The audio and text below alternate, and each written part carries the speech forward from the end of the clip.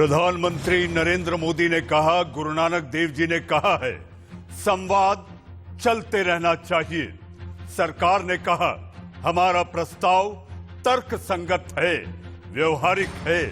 सरकार ने किसानों से कहा, जी हां, कि आप आंदोलन खत्म करें। वहीं उसके उलट किसानों ने आंदोलन तेज कर दिया।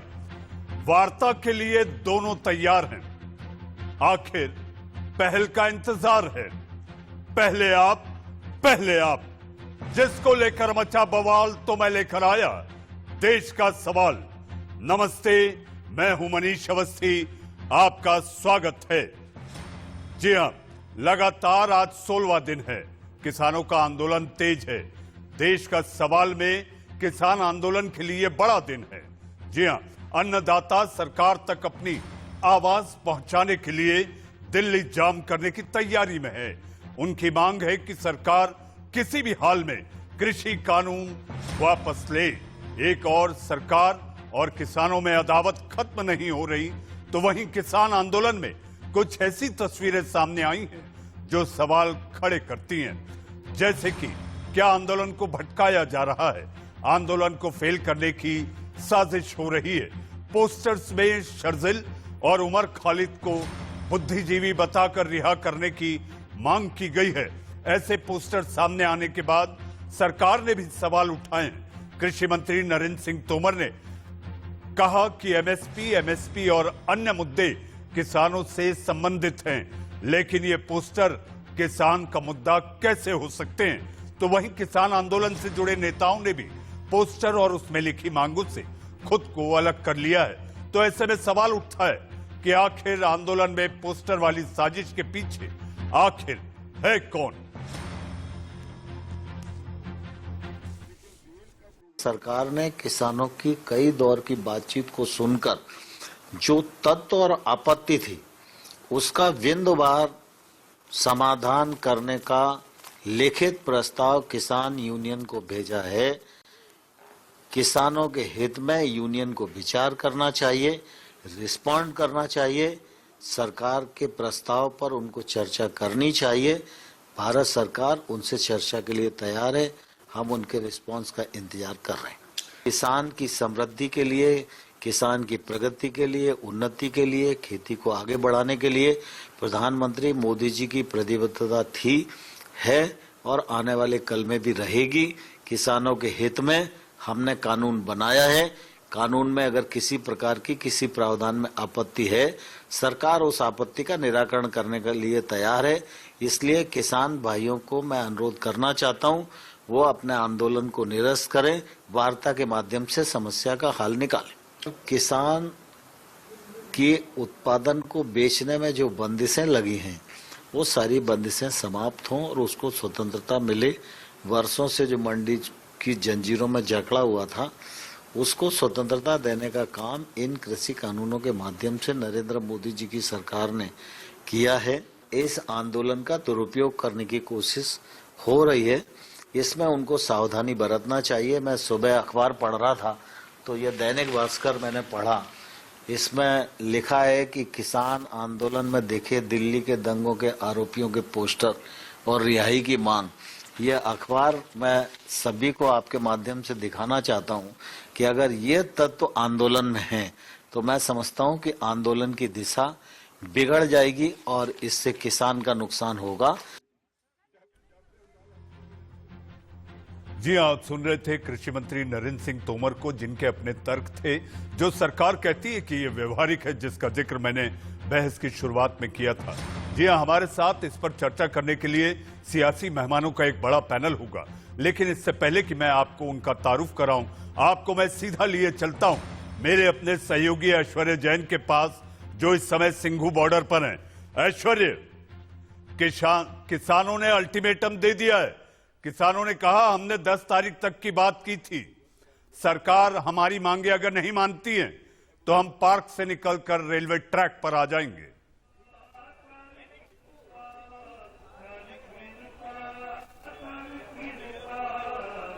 बिल्कुल ठीक कहा, क्योंकि लगातार आज सुबह से ही जो जत्थेदार हैं उनकी यहां पर सिंघू बॉर्डर पर मुलाकात जारी है।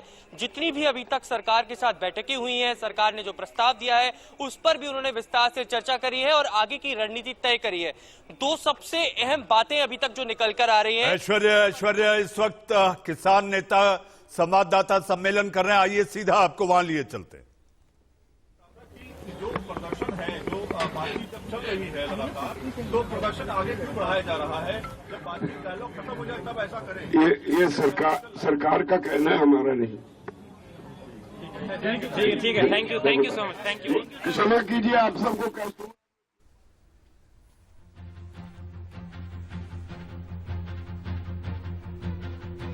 जी हाँ, लगातार किसान नेता, किसान अपनी अपनी बातें रखने के लिए आतुर हैं और वो ये चाहते हैं कि आखिर पहल करे सरकार। सरकार कहती है हमने 6 दौर की बातचीत की, लिखित में प्रस्ताव भेजा, लेकिन किसानों ने उसे नामंजूर कर दिया।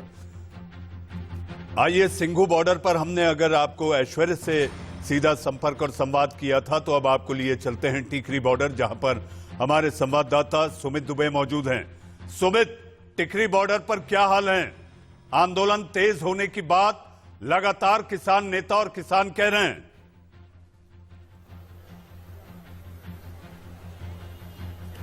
जी हाँ, बिल्कुल मनीषी, और सबसे बड़ी बात यह है कि कल के दिन का जो कॉल दिया गया है जयपुर और दिल्ली हाईवे को बंद करने का, तो उसके मद्देनजर यहाँ पर टिकरी बॉर्डर पर, जहाँ पर पिछले कई दिनों से किसान डटे हुए हैं, यहाँ पर स्ट्रेंथ और बढ़ती चली जा रही है। ये रोहतक रोड है मनीषी, यहाँ से बहुत बड़ी संख्या में किसान इससे पीछे से आ रहे हैं। और चूंकि कल का दिन बेहद ज्यादा अहम है, तो ये देखना बड़ा दिलचस्प होगा कि क्या यहाँ से भी जयपुर हाईवे को बंद करने के लिए मूवमेंट करते हैं ये लोग, जानने का। क्योंकि यहाँ से दिल्ली में एंट्री तो की अभी मुश्किल लग रही है, क्योंकि जितने सुरक्षा के इंतजाम हैं, और प्लस उसके अलावा ये इन लोगों का इरादा अभी दिल्ली में घुसने का नहीं है। यहाँ टिकरी बॉर्डर पर जितने भी किसान जमा है, तो इनकी जो किसानों की जो पहली कोशिश है वो है जयपुर दिल्ली हाईवे को जाम करने की, उसको बंद करने की। और उसको बंद करने के मद्देनजर यहाँ पर टिकरी बॉर्डर पर भी काफी संख्या में यहाँ पर किसान इकट्ठे हो रहे हैं। बहुत सारे किसान कुछ वापस गए हैं, कुछ रीइंफोर्समेंट आया है, ऐसे इन शब्दों में अगर कहें तो मुझे ये लगता है कि यहाँ पर चूंकि स्ट्रेंथ बढ़ रही है, जमावड़ा बढ़ रहा है, इसी के मद्देनजर सुरक्षा के इंतजाम भी बढ़ाए गए। अब ये इंटरेस्टिंग होगा देखना मनीषी कि क्या यहाँ से भी मूवमेंट बढ़ाकर जयपुर हाईवे की तरफ जाने का मूवमेंट किया जाएगा, क्योंकि रास्ता तो नहीं है डायरेक्ट। क्या दिल्ली में घुसकर गुड़गांव की तरफ जाकर फिर उसको रोकने की कोशिश की जाएगी?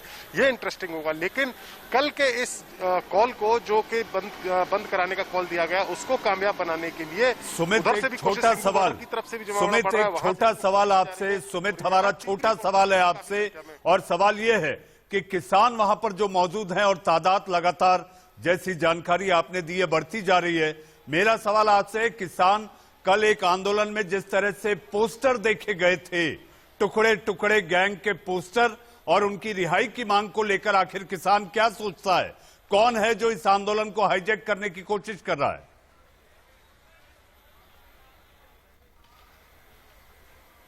जी देखिए मनीषी, यहाँ पर असल में ये किसी यूनियन का आंदोलन नहीं है। यहाँ पर तमाम किसान यूनियन है, और हरियाणा से कई सारी खाप पंचायतों की तरफ से भी यहाँ पर लोग इकट्ठे हुए हैं। तो कुछ एक गुट के द्वारा जो पोस्टर लगाए गए थे, बाकी गुट जितने भी हैं, जो खासतौर से पंजाब से आए हुए गुट है, उनका कोई सरोकार नहीं है। जो लेफ्ट ओरिएंटेड या जो लेफ्ट एफिलेटेड जो किसान यूनियन है या किसान संगठन है, उनकी तरफ से ये बताया जा रहा है कि ऐसी कोशिश की। जी सुमित, जवाब मिल गया। मेरे सहयोगी, हमारे दूसरे सहयोगी सिंघू बॉर्डर से ऐश्वर्य हैं, उनके पास शायद कोई ताजा जानकारी है। ऐश्वर्य,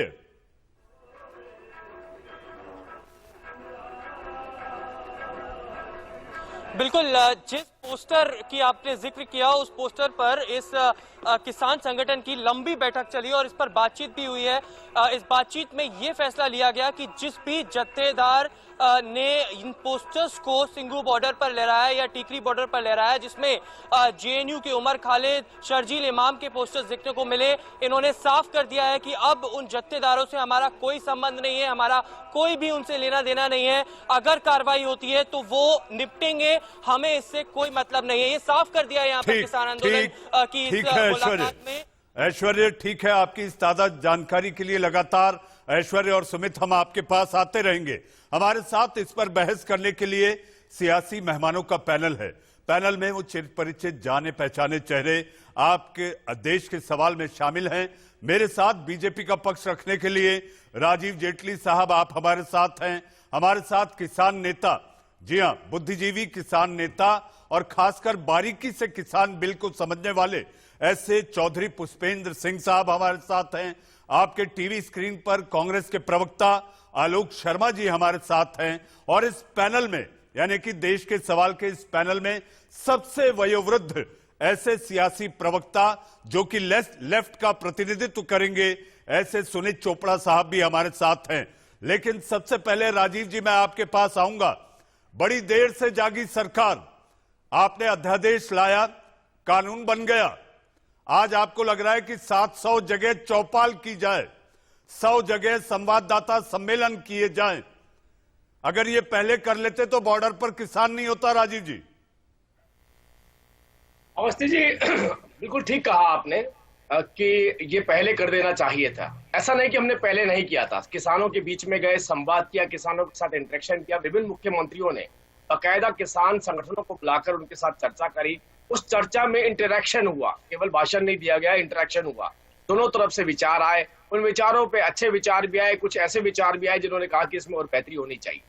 लेकिन प्रमुख मुद्दा जो आज हमारे बीच में है वो ये है, अभी चर्चा शुरू हो रही है, थोड़ी देर के बाद सब पॉलिटिकल पार्टियां भी अपनी बात रखेगी, किसान नेता भी अपनी बात रखेंगे। प्रमुख मुद्दा यह है कि पीछे इतिहास में जाके देखिए, एक कोई भी ऐसी सरकार आपने नहीं देखी होगी जिसने किसानों के वेलफेयर के लिए एक कानून लेकर के आए और उसके बाद किसानों की मांग, आपके चैनल के माध्यम से मैं कोट कर रहा हूं, जब से एजिटेशन शुरू हुआ आपका टीवी चैनल किसानों की मांगों को जनता के सामने रखता हुआ आ रहा है। आपके रिपोर्टर सड़क पर उतरे हुए हैं और सड़क पर उतरने के बाद सारी स्थिति साफ हो जाती थी कि किसानों की मांग क्या है। अगर आप किसानों की मांग की तरफ ध्यान देंगे तो किसानों ने 3 प्रमुख मांगे रखी थी। एक ही एपीएमसी को मांग लेकर रखी थी, दूसरी मंडी के टैक्स बाहर भी लगना चाहिए, ये दूसरी मांग थी, तीसरा कोई भी वेंडर अगर परचेज करता है तो उसका रजिस्ट्रेशन होना चाहिए, ये मांग थी। ये मैं नहीं कह रहा हूं, आप अपने टीवी चैनल के पुराने सारे पैकेज निकाल के दिखा दीजिए, उसके अंदर होगा। किसान को के साथ जब सरकार का संवाद हुआ तो सरकार ने कहा अरे यही मांगे क्यों, अगर और कोई आपके अधिकार जिसमें बनते हो और ज्यादा मजबूती से बनते हो तो हम उसके लिए भी अमेंडमेंट करने के लिए तैयार है। और अमेंडमेंट का प्रस्ताव किसान भाइयों के सामने रखा गया। किसान भाइयों ने विज्ञान भवन से निकलने के बाद प्रेस कॉन्फ्रेंस करी, मेरे पास प्रेस कॉन्फ्रेंस की क्लिपिंग है जिसके अंदर बोला कि जो अमेंडमेंट की बातें हमने रखी हैं उन मांगों के ऊपर सरकार सहमत हुई है और हमें लगता है सकारात्मक माहौल में बात हुई है और जल्दी इसका हल निकलने वाला है। अब जो तीसरी बात आती है, जो अंत में बात आती है कि देश का लगभग 98 से लेकर 99% किसान जो बार बार इस बात को कह रहा है कि ये कृषि बिल मेरे फायदे का है, वो उड़ीसा का किसान, वो कर्नाटका का, तमिलनाडु का किसान, वो बिहार का किसान, मध्य प्रदेश का किसान जो कह रहा है कि ये बिल मेरे फायदे में है, वहां पर हो सकता है कोई 1% किसान भाई हमारे जिनको शायद इस कानून को समझने में या तो कोई दुविधा हुई है या उसको थोड़ा चैलेंज आया। उस चैलेंज को और दूर करने के लिए हमने ये प्रोग्राम निर्धारित करे कि हम चौपाल लेवल पे जाएंगे किसान भाइयों को। राजीव जी, मैंने आपको भरपूर समय दिया, जी हाँ, समझाने की। जहां तक आपने बात की, यही मेरा भी सवाल था कि जो बात अगर किसान समझ नहीं सके तो आप लोग समझा भी नहीं सके। हमारे साथ एक और मेहमान, जी हाँ, अनुराग भदौरिया, आप यूपी सरकार के पूर्व मंत्री हैं और समाजवादी पार्टी के प्रवक्ता हैं। अनुराग भाई, मेरा आपसे आग्रह है, जैसा कि आपका नाम है जिसमें लगाव है, प्रेम है, स्नेह है, यारी है और दोस्ताना है, तो देश का सवाल में भी मेरी आपसे आग्रह है कि इसी अंदाज में, इसी माहौल में बातचीत हो, क्योंकि निजी आक्षेप ना हो और इससे बचना है। हमारे साथ सुनीत चोपड़ा साहब हैं। चोपड़ा साहब, इस किसानों के आंदोलन में आखिर सीधे तौर पर पोस्टर लेकर लगातार शर्जिल के साथ उमर खालिद, इनके रिहाई की मांग की गई और खुफिया रिपोर्ट ने भी ये कहा है, जो मेरी जानकारी है, खुफिया रिपोर्ट का ये कहना है कि इस पूरे आंदोलन को अल्ट्रा हाईजैक करने की तैयारी है लेफ्ट की। ऐसा नहीं है, बिल्कुल नहीं है। तो पोस्टर क्यों आप आए? ये समझ लीजिए सुनीत जी, कि किसान आंदोलन में ये पोस्टर क्यों? एक बहुत ही अनुशासित इंसान होता है, उसका अनुशासन इस पूरे आंदोलन में है। और सैकड़ों साल पहले हमारे समाज जानता था, वो कहता था, सूरा सो पहचानिए जो लड़े दीन के हित, पुरजा पुरजा कट मरे कभू न छाड़े खेत। और इसी उसूल को लेके किसान लड़ रहा है, मजबूत है, झूठ नहीं बोलेगा, टुकड़े टुकड़े नहीं होगा, एकता की हुई है। और आप दसियों पोस्टर ले आए, वो जो पोस्टर के साथ नहीं है उसको बाहर कर देगा। जी जी, लेकिन पोस्टर आए, आखिर इस पोस्टर की जरूरत क्या थी? कोई प्रॉब्लम नहीं। सुनील जी, पोस्टरों की जरूरत क्या थी इस आंदोलन में? ये इस आंदोलन पोस्टर की भावुक होता जरूरत जा रहा उस है, पक्ष को थी। ऐसे में ये मैं पोस्टर बताता लाकर हूं, जी, इस पोस्टर की जरूरत उस पक्ष को थी, इस पोस्टर की जरूरत उस पक्ष को थी जो कि कपिल मिश्रा को लेके आया था दिल्ली की राइट में। जी जी, हमारे साथ अनुराग भदौरिया जी भी हैं।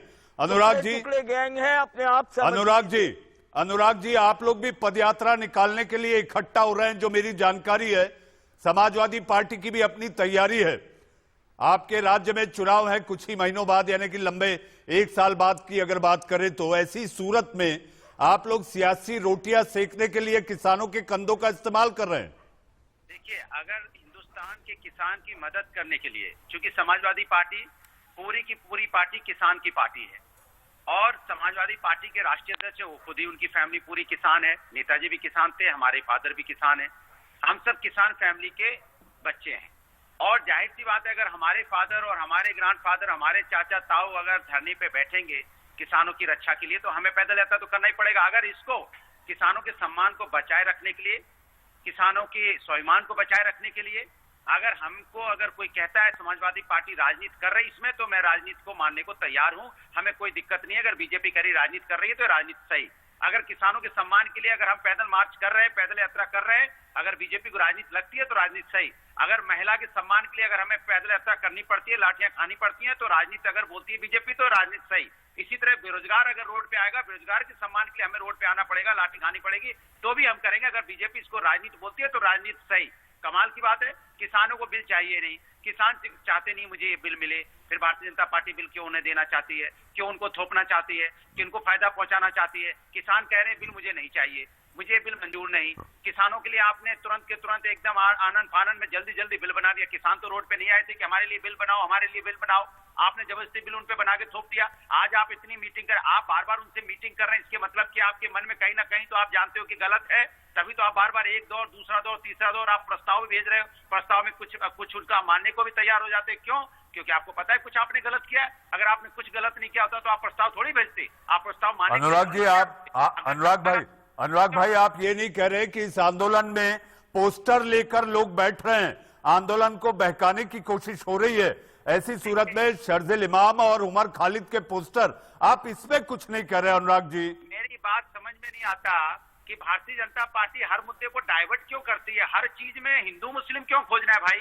किसान ने कुछ ऐसा बोला क्या? कोई किसान नेता ऐसा कुछ कह रहा है क्या? किसान नेता तो कुछ नहीं कह रहा है। कौन पोस्टर लगा रहा है, कौन पोस्टर नहीं लगा रहा है, कौन क्या कर रहा है, ये उन पर छोड़िए ना।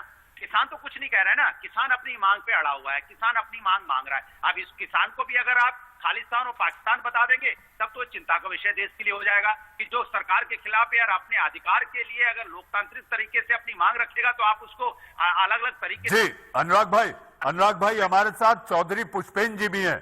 अनुराग जी, चौधरी पुष्पेन साहब हैं। चौधरी साहब, इस समय जो दिख रहा है आंदोलन के 16 दिन, ऐसे में अब इस पर सियासी रंग चढ़ने लगा है, सियासत घुसने लगी है, क्या किसानों को यह मंजूर है? चौधरी साहब। नहीं, देखिए मनीष जी, ये जो रिहाई के पोस्टर लगाए गए हैं उनका एक अपना अलग मुद्दा हो सकता है, उसको वो यहाँ पर मिक्स ना करें। इससे किसानों की मांग और किसानों का आंदोलन कहीं ना कहीं कमजोर पड़ेगा।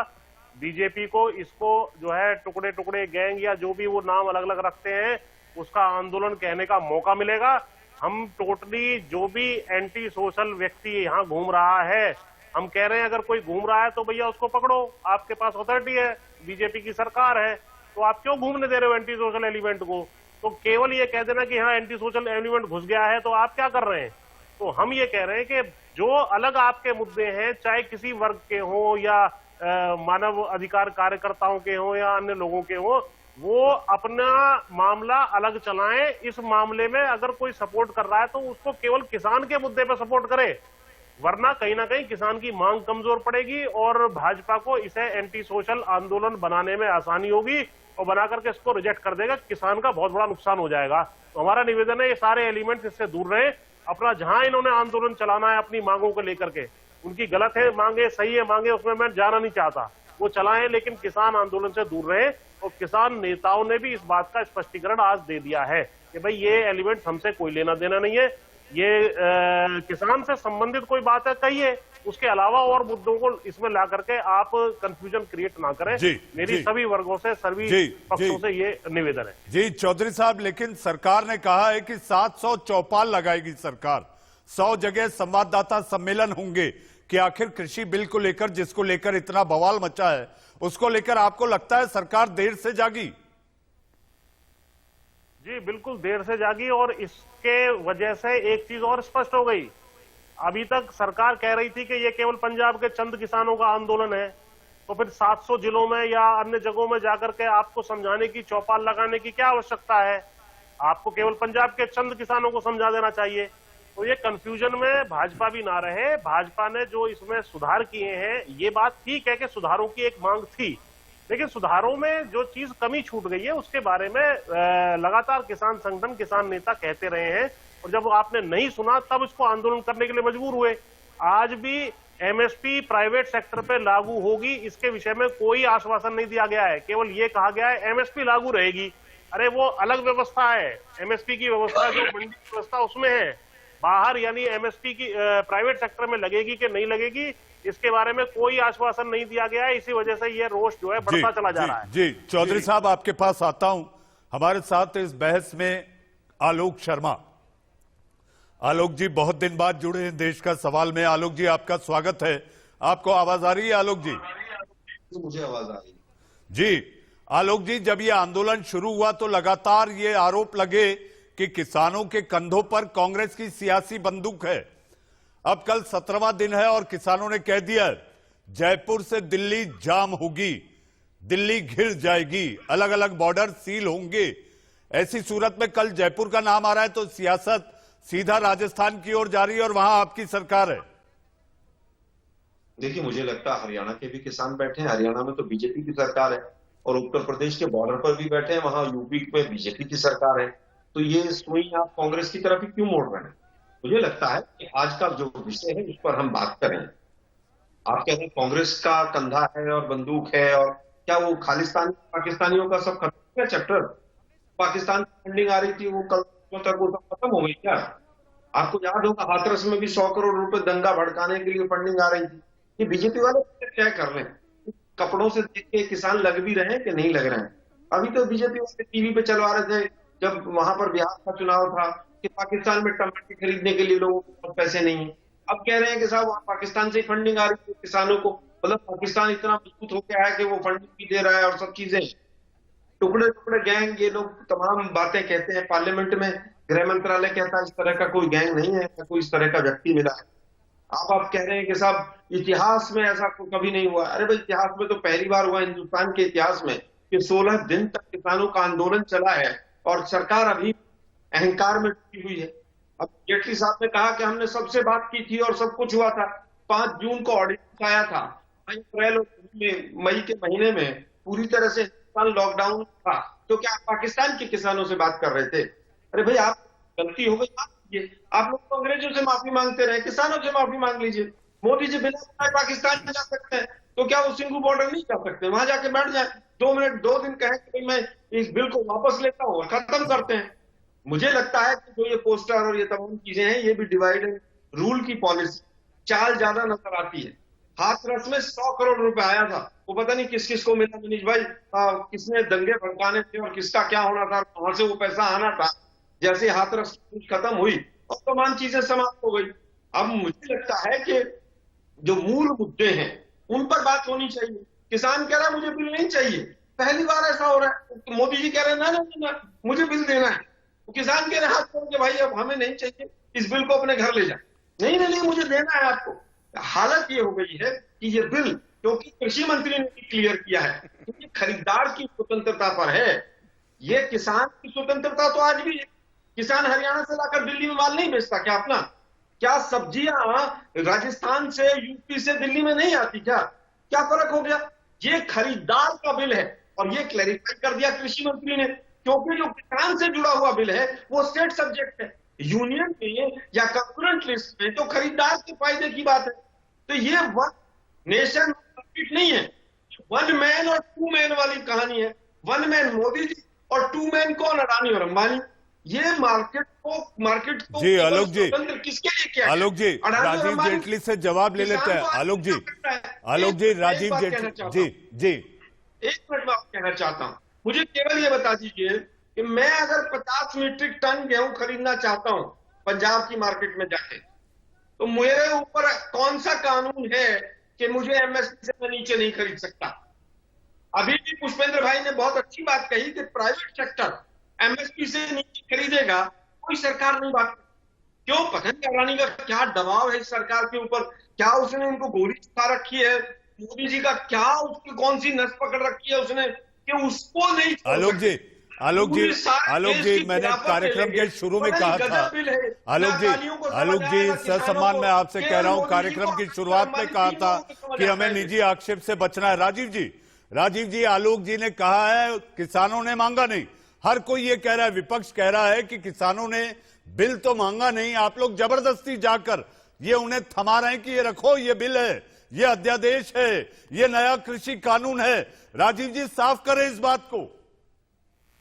अवस्थी जी, आपने एक प्रश्न उठाया था कि क्या सियासत राजस्थान तक चली गई है, क्योंकि हमें बता दिया गया कि भारतीय जनता पार्टी की उत्तर प्रदेश में भी सरकार है और हरियाणा में भी सरकार है। मैं आपको एक बड़ी अजीब सी बात बताऊंगा कि अगर एजिटेशन हुआ राजस्थान की तरफ से, तो राजस्थान की तरफ से बहुत बड़ी तादाद में किसान हरियाणा की तरफ बढ़ेंगे। मैं आपको बोल रहा हूं इस बात को। ट्रैक्टरों में बढ़ेंगे, ट्रॉली में बढ़ेंगे, भरी हुई ट्रॉली होंगी, भरे हुए ट्रैक्टर होंगे। क्यों बढ़ेंगे आपको बताऊं? क्योंकि हरियाणा बाजरे के ऊपर एमएसपी देता है, कांग्रेस की सरकार राजस्थान में एमएसपी नहीं देती है। बेचारों को कांग्रेस से पीछा छुड़वा के हरियाणा आके अपनी फसल बेचनी पड़ती है। ये जो भाषण दे रहे हैं यहाँ बैठ के, इनसे पूछिए कि आपने अपने राज्यों के अंदर क्या फसल दी। वहां पर पंजाब में कांग्रेस की सरकार है, कांग्रेस की सरकार में किसान से पूछिए फर्टिलाइजर कहां से खरीद के जाता है। वो हरियाणा से फर्टिलाइजर लेके जाता है, उसके पास फर्टिलाइजर नहीं है वहां पे। और यहाँ बता रहे हैं ये तो वो लोग हैं जैसे बारात में पैसा लूटने के लिए लोग आते हैं, ऐसे ये किसान आंदोलन में पहुंचे थे। किसान भाइयों ने कहा हमें तुम्हारी जरूरत नहीं है। राजीव जी, इस बारात को लेकर हम बहस करेंगे। अब मेरा वक्त हो चला है सुर्खियों का। सुर्खियों के बाद किसानों से जुड़े हर मसले पर देश का सवाल लगातार जारी है।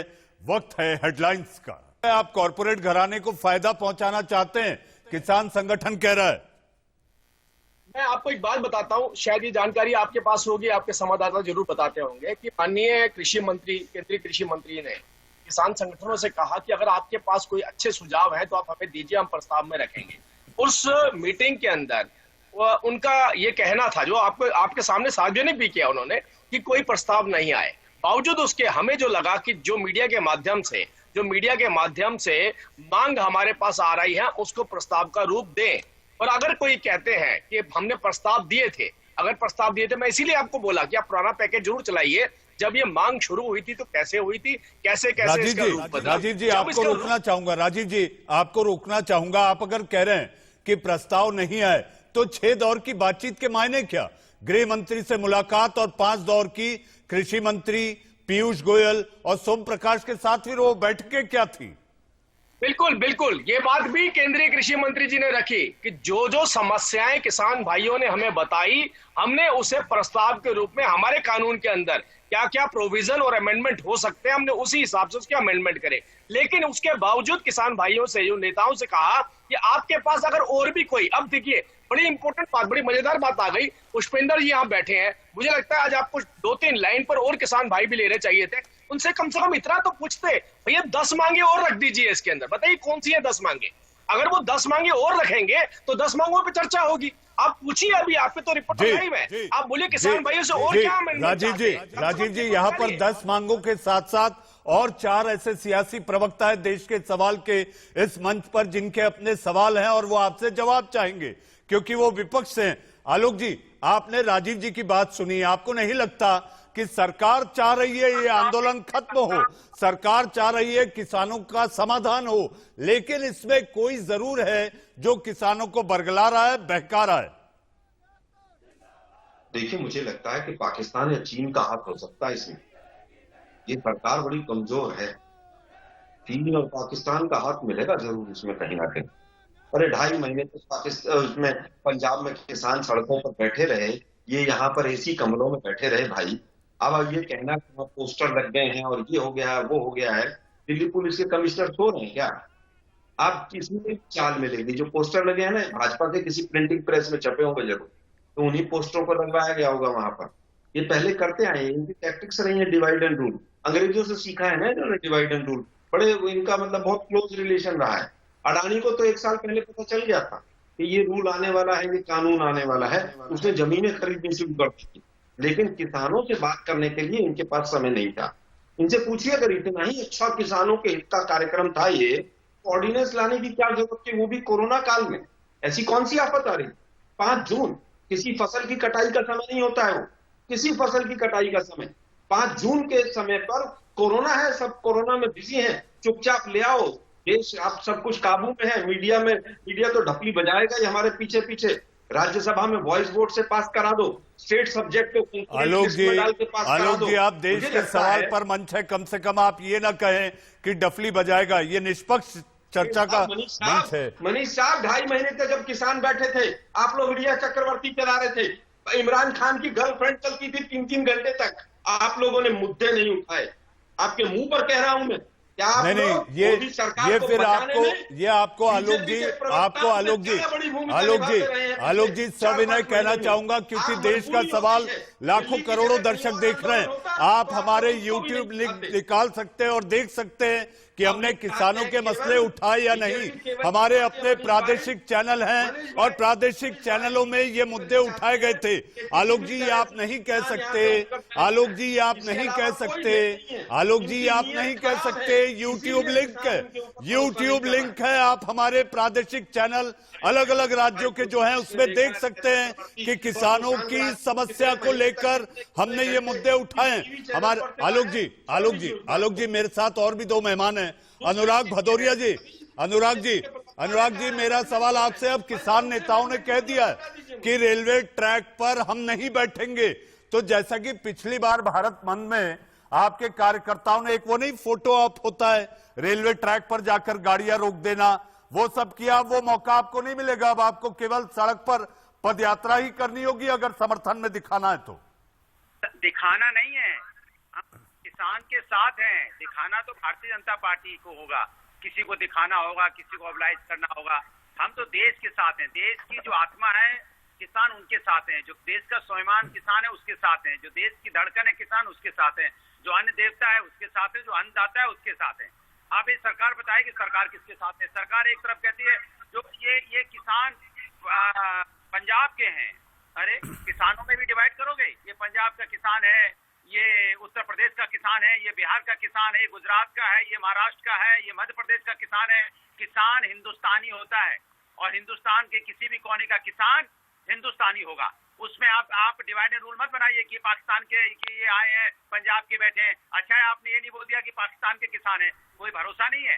कहीं बोलेंगे कि भाई उसमें विदेशी घुस आए हैं, विदेशी ताकतें इस पे काम कर रही है। कमाल की बात है, किसानों के बारे में ऐसी बातें करते हैं, उलूल जुलूल बातें बोल देते हैं। किसान देश का स्वाभिमान है, आप देश के स्वाभिमान से तो नहीं खेल सकते ना। देश की लाइफ लाइन है वो, हमारी रीढ़ की हड्डी है, उनका सम्मान जी। अनुराग जी रीढ़ की हड्डी है और इस समय रीढ़ की हड्डी जी सर्द रातों में ठिठुरन के बीच सड़क पर बैठी हुई है। सुनीत चोपड़ा साहब, मुझे बहस खत्म करनी है। सुनीत साहब, चोपड़ा साहब, मेरा सवाल आपसे है। चोपड़ा साहब, आपको अगर मेरी आवाज आ रही है तो मेरा सवाल आपसे है। सुनीत जी ये बिल्कुल सुनीत जी मेरा सवाल आपसे है। मेरा सवाल आपसे है, देश की सबसे बड़ी खुफिया एजेंसी, चोपड़ा साहब, देश की सबसे बड़ी खुफिया एजेंसी सीधा कह रही है, सूत्रों के हवाले से खबर है कि यह एजेंडा हाईजैक करने के लिए अल्ट्रा लेफ्ट का दिमाग है। किसानों के इस आंदोलन में घुसने की सोची समझी साजिश है। ये खुफिया एजेंसीज बेकार हैं, सरकारी पैसा खा के जिंदा हैं। मैं उनके बारे में कुछ कहने को तैयार नहीं। किसान ने अपनी बात सीधी कह दी है, ये हमारा हिस्सा नहीं है ये लड़ाई आप अपनी लड़िए, हम अपने इश्यूज पे आए हैं। और किसानों ने साफ कह दिया है, तीनों कानून वापस लो, नहीं तो हम वापस नहीं हटेंगे। जिस दिन तय कर लेंगे वापस हटने को, तो तब तय करेंगे जब सरकार उनको कोई रास्ता दे इज्जत से अपने काम को पूरा करने के लिए। आलोक जी, मुझे बहस खत्म करनी है, देश के सवाल का समय पूरा हो रहा है, लेकिन बहस खत्म कर। जी आप बोले आलोक जी, अपना छोटा सा जवाब। एजेंसी थी जिन्होंने कहा था कि 100 करोड़ रुपया पाकिस्तान से चल के हाथरस पहुंच गया, क्या हुआ उसके बाद? जी हाँ, ये जांच का विषय है। जिन्होंने 350 किलो RDX पकड़ा था। जी आलोक जी, आप आरोप लगा रहे हैं, ये जांच सरकार करे, देश के सवाल का आज का ये विषय नहीं। देश के सवाल में आप लोग जुड़े, बहस खत्म करते करते मैं ये कहना चाहूंगा, पोस्टर के अलावा एक स्टिकर भी चल रहे हैं इन आंदोलन में। जी हाँ, किसान कह रहा है, I am a proud farmer, I love खेती। अगर खुले मन से वार्ता हो, पहल कौन करे, पहल की जरूरत है तो इस आंदोलन का सुखांत हो सकता है। देश का सवाल में आप लोग जुड़े, आप सभी का बहुत बहुत धन्यवाद। अब वक्त है एक छोटे से ब्रेक का।